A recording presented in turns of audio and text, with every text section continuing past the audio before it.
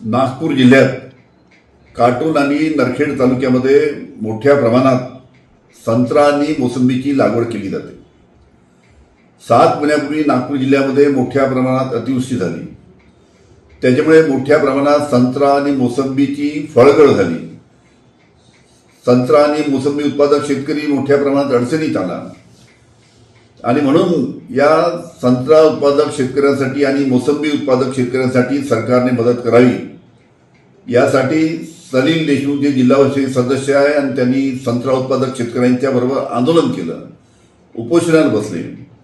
मी सुद्धा या भागाचा आमदार म्हणून त्यावेळेस विधानसभेमध्ये हा प्रश्न उपस्थित केला आणि राज्य शासनाने मोसंबी उत्पादक आणि संत्रा उत्पादक यांना मदत करावी यासाठी आग्रह धरला।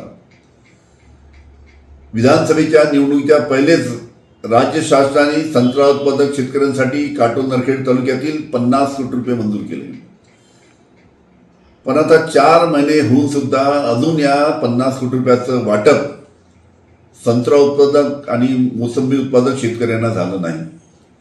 त्याच्यामुळे माझी राज्य शासनाला विनंती राहील की जे 50 कोटी रुपये संत्रा उत्पादक आणि मोसंबी उत्पादक यांच्यासाठी राज्य शासनाने मंजूर केले आहे त्याचं वाटप लवकरात लवकर करावं। हे जर वाटप लवकरात लवकर केलं नाही तर परत आम्हा सर्व संत्रा उत्पादक शेतकऱ्यांना रस्त्यावर उतरल्याशिवाय दुसरा मार्ग राहणार नाही। धन्यवाद।